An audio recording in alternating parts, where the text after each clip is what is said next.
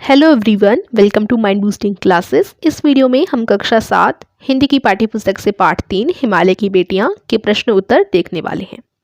शुरू करते हैं। पहला प्रश्न है, नदियों को मां मानने की परंपरा हमारे यहाँ काफ़ी पुरानी है, लेकिन लेखक नागार्जुन उन्हें किन रूपों में देखते हैं?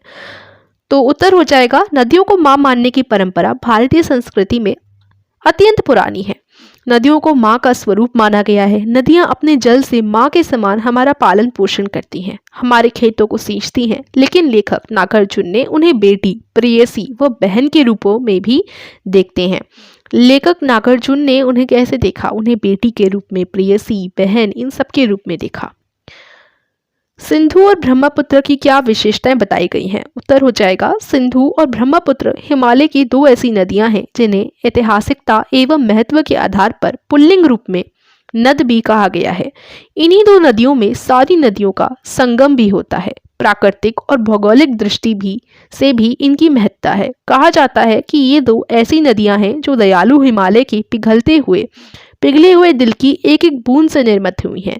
इनका रूप विशाल और विराट है। इनका रूप इतना लुभावना है कि सौभाग्यशाली समुद्र भी पर्वतराज हिमालय की इन दो बेटियों का हाथ थामने पर गर्व महसूस करता है।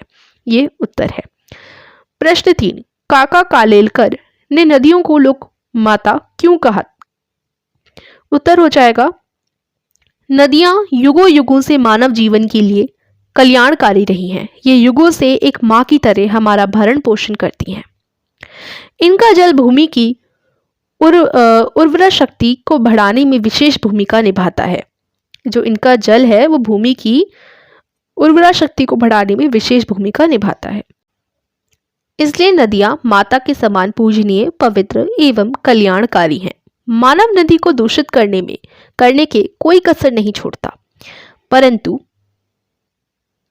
इसके बावजूद भी अपार दुख, गंदगी, अवहेलना सहकर भी हमारा कल्याण उसी प्रकार करती हैं जैसे अपने नालायक पुत्र का कल्याण माँ चाहती हैं।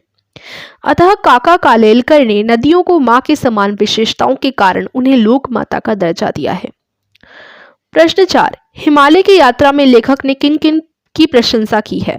उत्तर हो जाएगा, हिमालय की यात्रा में लेखक ने हिमालय की अनुपम छटा की, नदियों की अटखेलियों की, बर्फ से ढकी पहाड़ियों की, पेड़ पौधों से भरी घाटियों की, देवदार, चीड़, सरो, चिनार, सफेदा, कैल से भरे जंगलों की प्रशंसा की है।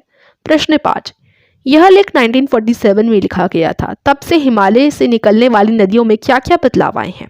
तो काफी बदलाव आए हैं। उत्तर होगा, हिमालय से निकलने वाली नदियां अब अपनी पवित्रता और मूल रूप को प्रदूषण के कारण खो चुकी हैं। मैदानी क्षेत्रों में आते आते शहरों की गंदगी इस हद तक मिल जाती है कि स्वच्छता का नामो निशान मिट जाता है। गंगा, यमुना जैसी नदियां इनका ज्वलंत उदाहरण है। आपने आजकल की नदियां तो देखी होंगी, मतलब कितने कूड़ा कचरा उसमें पड़ा रहता है प्रदूषण के कारण, और बहुत सारे बदलाव भी आ रहे हैं। पहले जैसे वो पवित्र थी, साफ थी, अब वैसी नहीं रही हैं। प्रश्न 6, अपने संस्कृत शिक्षक से पूछिए कि कालिदास ने हिमालय को देवात्मा क्यों कहा? उत्तर, हिमालय ने देवताओं का वास होने के कारण कालिदास ने हिमालय को देवात्मा कहा है। आज भी हिमालय भगवान शिव का वास स्थान के नाम से जाना जाता है, आप सभी को पता ही होगा। अब भाषा की बात, यानी व्याकरण का हिस्सा आ जाता है व्याकरण का। इसमें हम लोग देखेंगे कुछ व्याकरण से रिलेटेड चीज़ें, संज्ञा वगैरह। हम पहला प्रश्न 7 देखते हैं। अपनी बात कहते हुए लेखक ने अनेक समानताएं प्रस्तुत की हैं। ऐसी तुलना से अर्थ अधिक स्पष्ट एवं सुंदर बन जाता है। उदाहरण: क, संभ्रांत महिला की भांति वे प्रतीत होती थी। ख, माँ और दादी, मौसी और मामी की गोद की तरह उनकी धारा में डुबकियां लगाया करता। अन्य पाठों से ऐसे 5 तुलनात्मक प्रयोग निकालकर कक्षा में सुनाइए और उन सुंदर प्रयोगों को कॉपी में भी लिखिए। तो जैसे अनेक समानताएं प्रस्तुत की हैं कि इसके भांति वो प्रतीत होती थी, और जैसे वो माँ और दादी, मौसी और मामी की गोद में खेलते, वैसे ही जो उनकी धारा में डुबकियां लगाया करते थे, है ना, पर्वतों की। तो ये बताया गया है। तो अब यहाँ पर ऐसे ही आपको दूसरे पाठों से जो तुलनात्मक, यानी ऐसे ही सेम जहाँ पर समानताएं प्रस्तुत हो, वो आपको बतानी है। सचमुच दादी माँ शाप भ्रष्ट देवी सी लगती। ठीक है, यहाँ शाप भ्रष्ट देवी से इनकी जो है समानता दी गई है। तो ये एक सेंटेंस है, इसे आप कॉपी में भी लिखिएगा।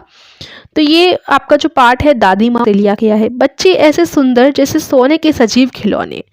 तीसरा, हरी लकीर वाले सफेद गोल कंचे बड़े आंवले जैसे। सारे आपके चैप्टर की ही यहाँ पर दी गई हैं, चैप्टर में से ही, पाठ में से ही लेने हैं। तो जैसे मैंने पाठ में से ही सारे लिए हैं। बड़े मियाँ के भाषण की तूफान मेल के लिए कोई निश्चित स्टेशन नहीं है, सुनने वाला थककर जहाँ रोकते वही स्टेशन मान लिया जाता है।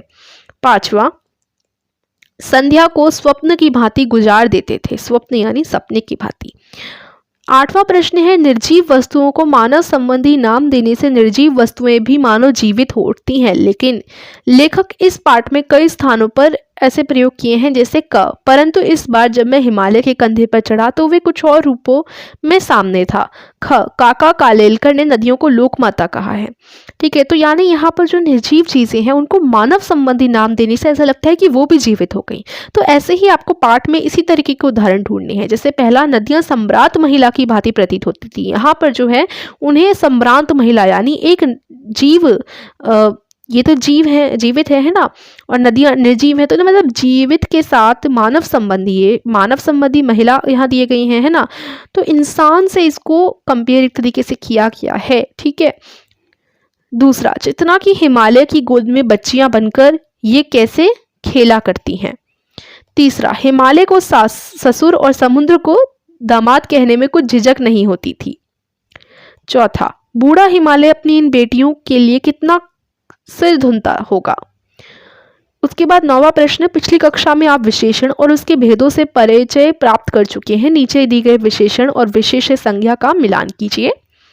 तो इसमें विशेषण और विशेष्य, इसमें आपको मिलान करना है। तो देखो, संभ्रांत का मिलान हो जाएगा महिला से, कि महिला के लिए कहा गया है संभ्रांत। ठीक है। चंचल, नदियों के लिए चंचल यूज किया गया है, तो चंचल वर्ड नदियों से मैच हो जाएगा। आंगन से समतल, जंगल से घना, क्योंकि घना जंगल होता है। ठीक है। सब्जेक्ट और एडजेक्टिव, वर्षा यानी मूसलाधार। ठीक है। तो ये विशेषण जिस विशेष्य के लिए प्रयोग में लाए गए हैं आप ऐसे मैच कर दोगे। इस तरीके से ये उत्तर हो गया। प्रश्न 10 है, द्वंद्व समास के दोनों पद प्रधान होते हैं, इस समास में और शब्द का लोप हो जाता है। जैसे राजा रानी द्वंद्व समास है जिसका अर्थ है राजा और रानी। पाठ में कई वस्तुपद द्वंद्व समासों का प्रयोग किया गया है, इन्हें खोजकर वर्णमाला क्रम यानी शब्दकोश शैली में लिखिए। तो जैसे ऐसे शब्द होते हैं ना, छोटी पतली, मतलब छोटी बड़ी, इधर उधर, ऐसे शब्द आपको छाटने हैं। किसमें से? चैप्टर में से। छोटी बड़ी, दुबली पतली, भाव भंगी, माँ बाप, इस तरीके से। ठीक है। नदी को उल्टा लिखने से दीन होता है जिसका अर्थ होता है गरीब। आप भी 5 ऐसे शब्द लिखिए जिसे उल्टा लिखने पर सार्थक शब्द बन जाए। प्रत्येक शब्द के आगे संज्ञा का नाम भी लिखिए, जैसे नदी, दीन, भाववाचक संज्ञा। ठीक है। तो नव, इसका उल्टा करेंगे तब भी एक सार्थक शब्द, मतलब जिसका अर्थ हो, वन। ठीक है। राम, इसका उल्टा करेंगे तो मरा, इसका भी अर्थ होता है। राही का उल्टा करेंगे तो हीरा, हीरा का भी अर्थ है। धारा का भी अर्थ है और धारा का उल्टा राधा का भी अर्थ है। नामी का भी अर्थ है और नामी का उल्टा मीना का भी अर्थ है। ठीक है। तो वन, नव और वन, तो जो वन जातिवाचक संज्ञा, राम और मरा, ये मरा एक भाववाचक संज्ञा, राही और हीरा, हीरा द्रव्यवाचक संज्ञा, धारा और राधा व्यक्तिवाचक संज्ञा, राधा हो गई है ना। जो इसको उल्टा करने पर आ रहा है वो कौन सी संज्ञा है? नामी, इसका उल्टा मीना, ये भी व्यक्तिवाचक संज्ञा हुई। तो इस तरीके से जो संज्ञा है वो भी लिखोगे और बाकी इनको उल्टा करने पर जो बना शब्द वो भी आपको लिखना है। ठीक है। प्रश्न 12, समय के साथ भाषा बदलती है, शब्द बदलते हैं और उनके रूप बदलते हैं। जैसे बेतवा नदी के नाम का दूसरा रूप वेतावृति है। नीचे दिए गए शब्दों में से ढूंढकर इन नामों के अन्य रूप लिखिए। सतलुज, रोपड़, विपाशा, झेलम, चिनाब, अजमेर, बनारस, वितस्ता, रूपपुर, शतद्रुम, वाराणसी और अजय मेरू। तो सतलुज को हम शतद्रुम भी कहते हैं, झेलम, वितस्ता, रोपड़, रूपपुर, अजमेर, अजय मेरू, बनारस, वाराणसी, विपाशा, चिनाब। तो इनका अलग, मतलब सतलुज को हम शतद्रुम भी कह सकते हैं। ऐसे देखो, अजमेर को अजय मेरू और बनारस को वाराणसी भी बोला जाता है। तो हमने जो शब्द थे उनके क्या ढूंढ लिए? अन्य रूप भी ढूंढ लिए। ठीक है, नामों के अन्य रूप। प्रश्न 13, उनके ख्याल में शायद ही यह बात आ सके कि बूढ़े हिमालय की गोद में बच्चियां बनकर ये कैसे खेला करती हैं। तो उपरोक्त पंक्ति में ही के प्रयोग की ओर ध्यान दीजिए। ही वाला वाक्य नकारात्मक अर्थ दे रहा है।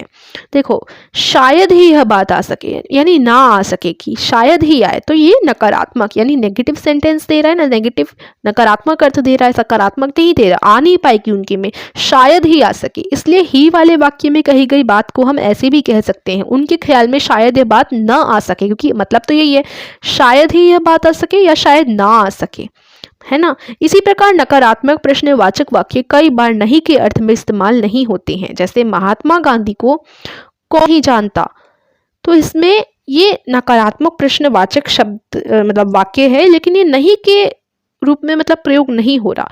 दोनों प्रकार के वाक्यों को समान 3-3 उदाहरण सोचिए और इस दृष्टि से उनका विश्लेषण कीजिए। तो जैसे 2 वाक्य हमने पढ़े, एक तो ये कि उनके ध्यान में शायद ही यह बात आ सके, और एक तो ये कि महात्मा गांधी को कौन नहीं जानता। ऐसे ही आपको और वाक्य लिखने हैं, ही के प्रयोग वाले वाक्य और नहीं के प्रयोग वाले वाक्य। जैसे वे शायद ही यह काम पूरा करें, और नहीं के प्रयोग वाले वाक्य ऐसे हो सकते हैं कि कंस के षड्यंत्र को कौन नहीं जानता, है ना। उन्हें शायद ही पता हो कि मैं अस्वस्थ हूं, मेरे ध्यान में शायद ही तुम्हारा ख्याल है, ठीक है। और नहीं के प्रयोग वाले वाक्य, आज मोदी जी को कौन नहीं जानता, आजकल मोबाइल फोन कौन नहीं यूज करता, राजमाता के स्वभाव को कौन नहीं पहचानता, ठीक है। तो इस तरीके से ही के प्रयोग वाले वाक्य और नहीं के प्रयोग वाले वाक्य हो जाएंगे। यहीं पर ये प्रश्न उत्तर समाप्त होते हैं। आशा करती हूँ आपको वीडियो पसंद आई हो और अच्छे से समझ आए हो। तो वीडियो को लाइक और चैनल को सब्सक्राइब करना मत भूलिएगा। धन्यवाद।